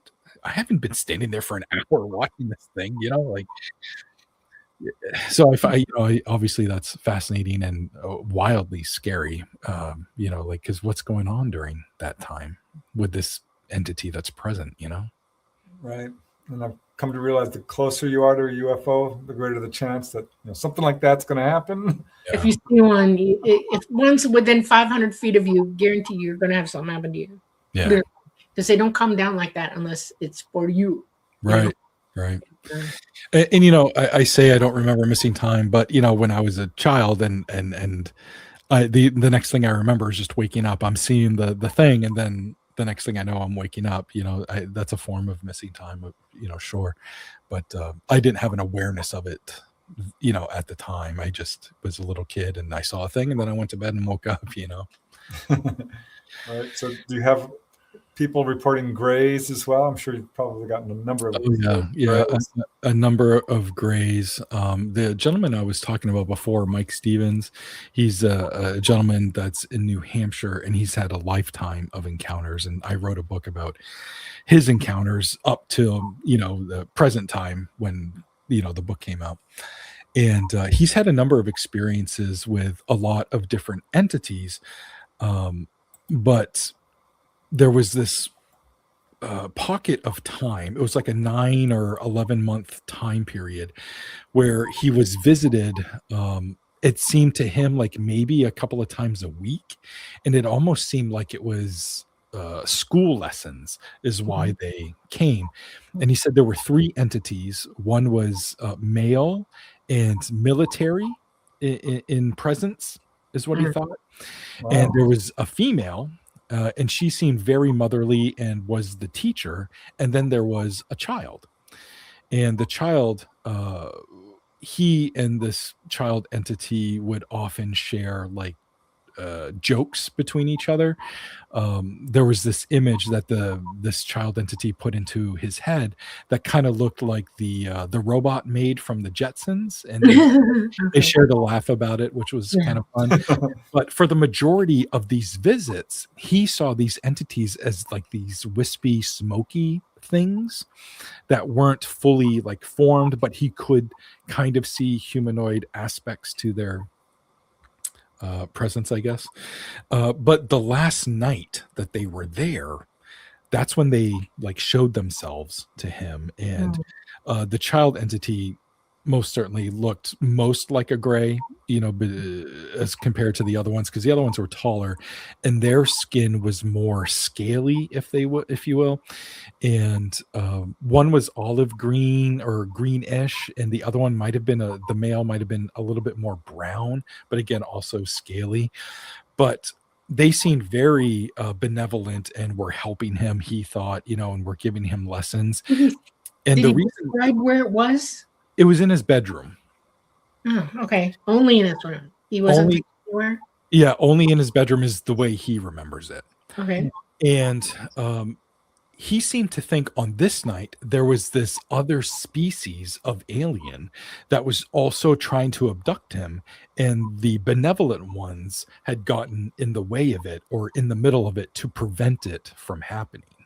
And so in doing so, they had to like reveal their true selves to him.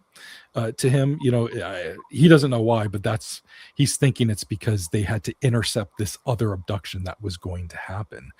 And he was under the impression that this is something that might happen more often than we know, where there's like competing things. Yeah, it would be the military industrial complex watching every single contactee who's literally got ongoing contact, and they'll come in and try to grab the kid. I've had that happen to me twice. Oh, wow.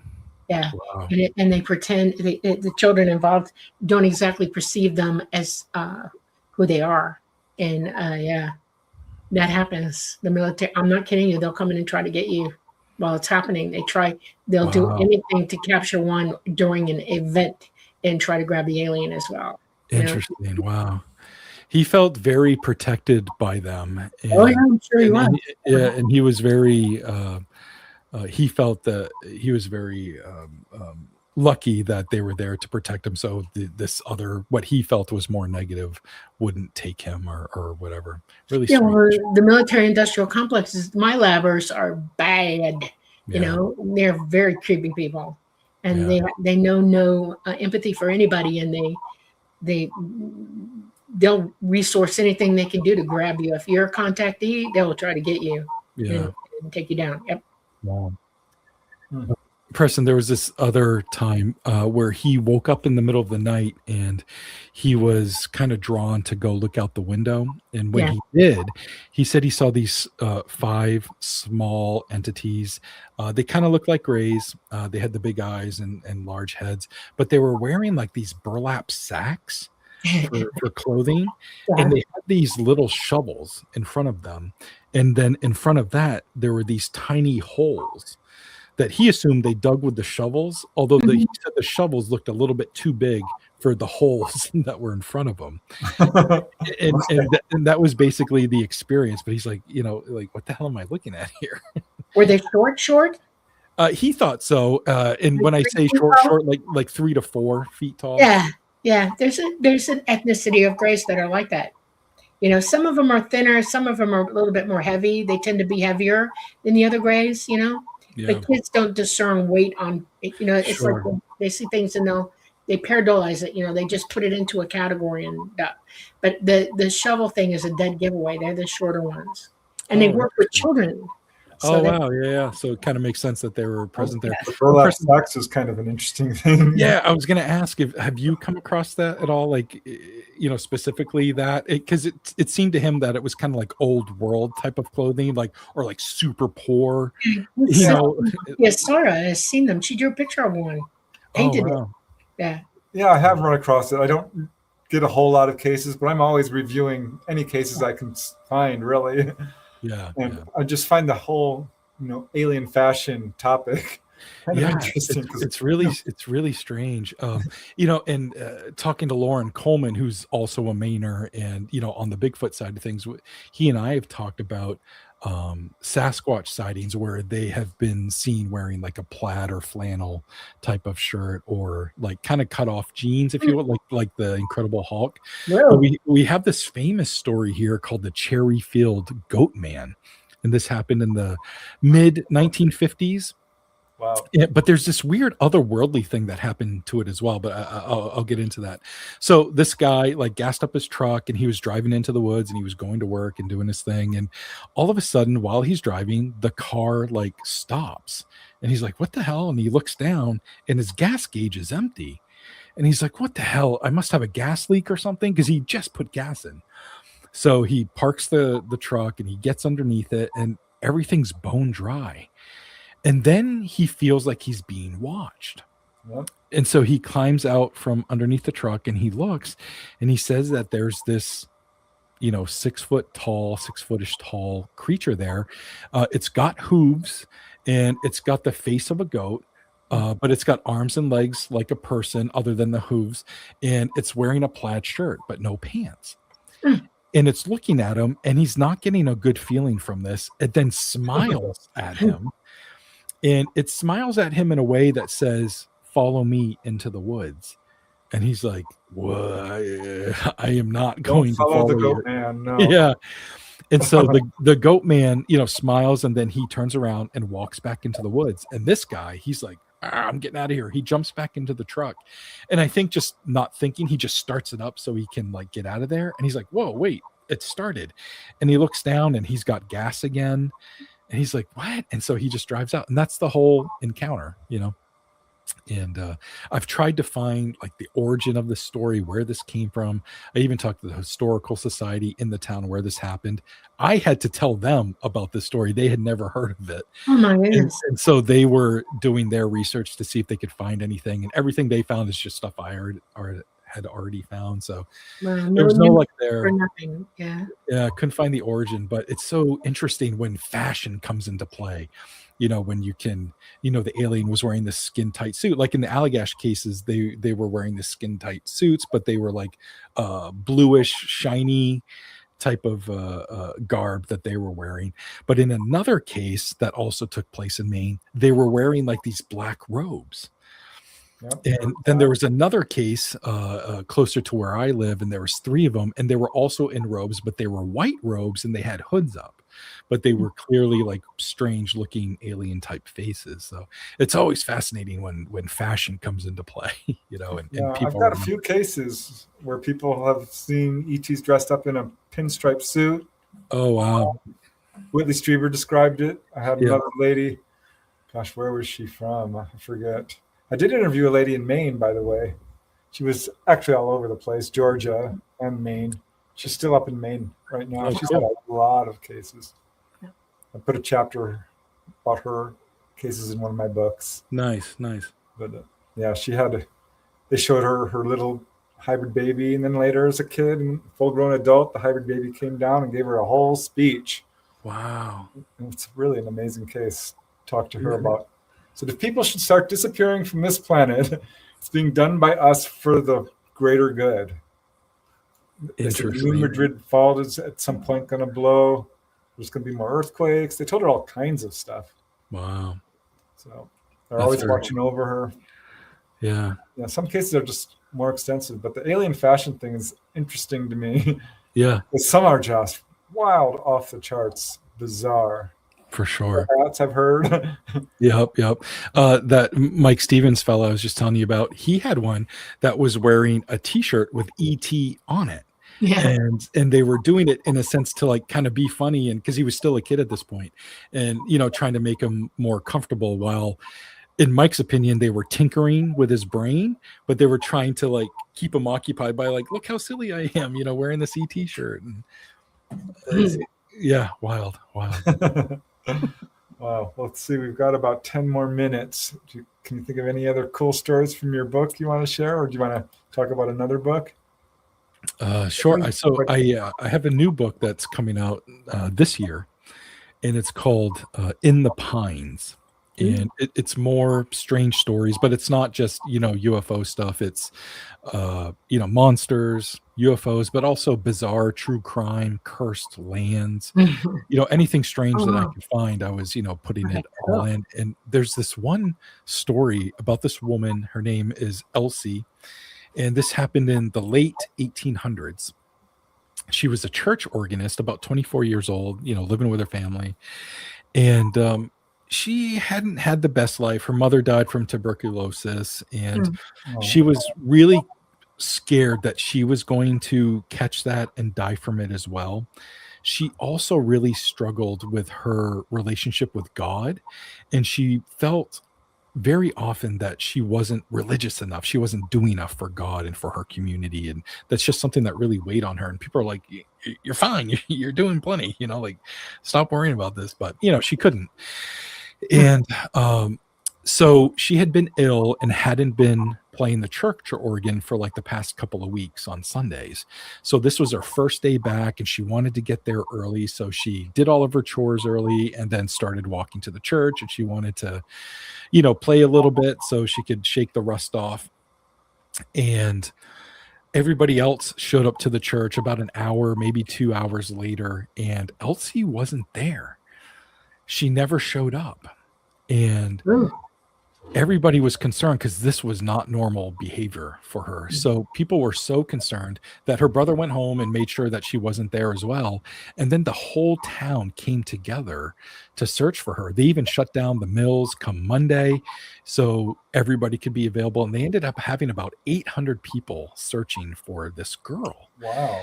And about 5 days go by. And I think it was Friday, and they brought bloodhounds in to search for her, and they gave them some clothes to smell. And the bloodhounds ended up finding like this pile of clothes that belonged to her, and they brought them to the family. And they're like, yeah, that's her stuff. So they went back to where they had found the clothes, and they had the bloodhounds, and they kept searching, and the bloodhounds caught a scent on this tree. And so they get to the tree, and they're looking all around, and it's, it's very wooded, so it's not like it's easy to look around where they were, but the dogs are like standing up on the tree and barking. And the searchers finally look up, and Elsie is at the top of this tree. What? And she's alive, like hanging on to the tree and just like looking at them like wide-eyed and kind of feral. And they're like, oh my God, we found her. Let's tell everybody. They even like sounded the alarm, like the town alarm, to let people know. It was a bell, I guess, to let them know that they had found her.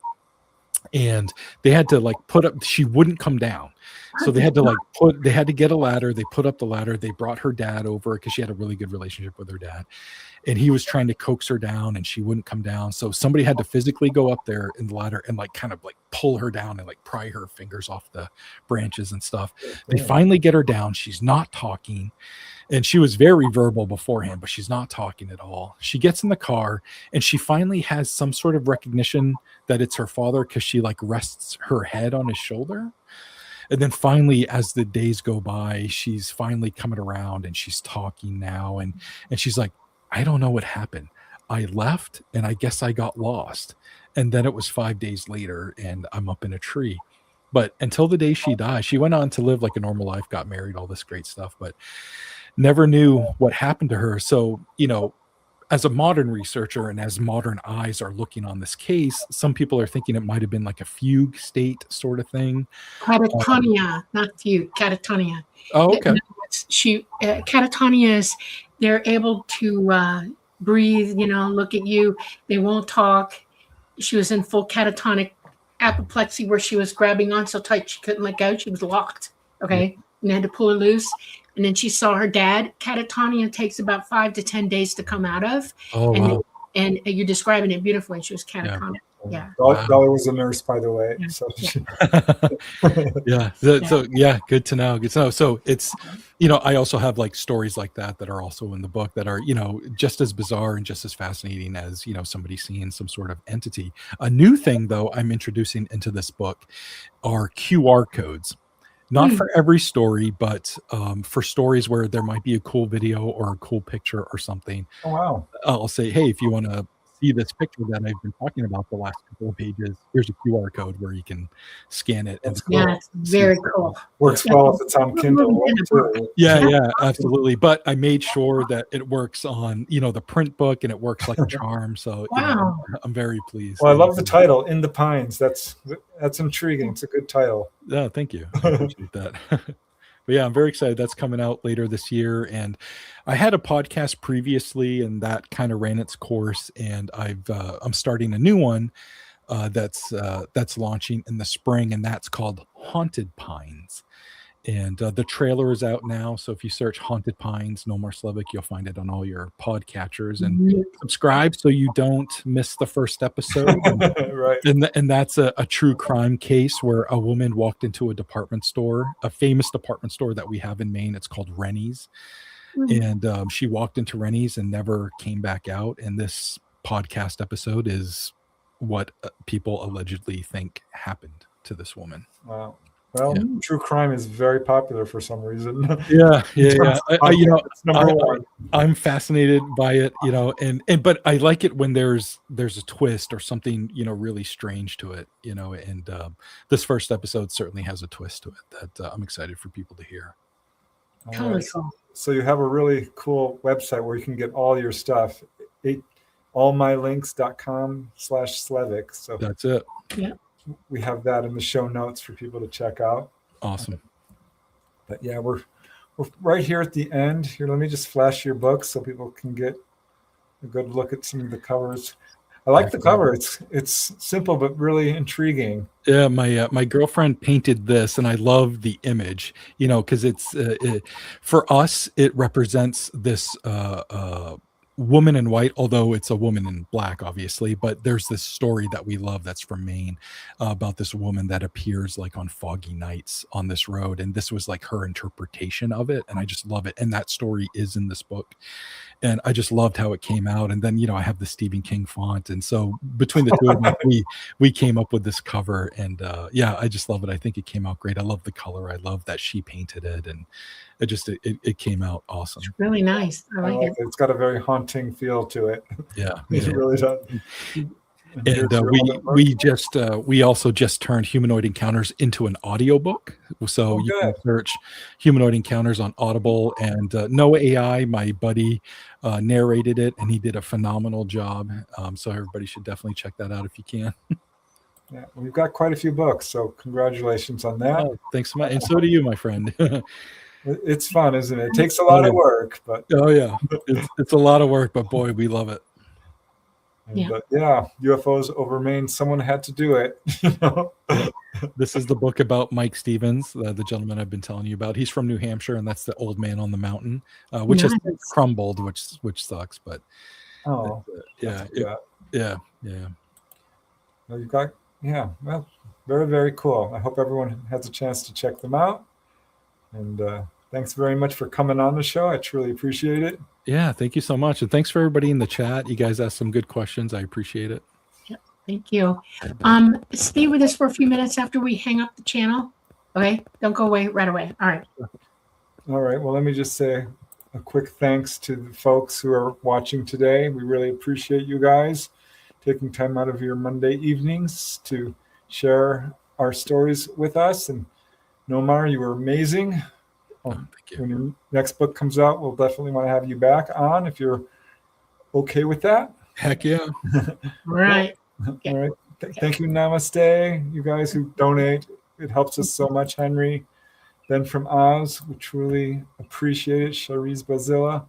And of course, all of you guys, we love you so much. Thank you so much for joining us. And okay, Dolly, I hate to do it, but take us out. Thank you for being with us on this edition of The Lightgate. We are coming to you live from the beautiful city of New Orleans in Louisiana at the United Public Radio Network at 107.7 FM and the UFO Paranormal Radio Network at 105.3 FM on the Gulf Coast. We are on Facebook, we're on Roku, we're on Rumble, and we are on YouTube. Everybody go have a wonderful week. Look up everything we talk about. There's so much stuff that you can research for yourself as well, instead of just hearing things and trying to decide if they're true. You do your homework too. We love you. Night, night.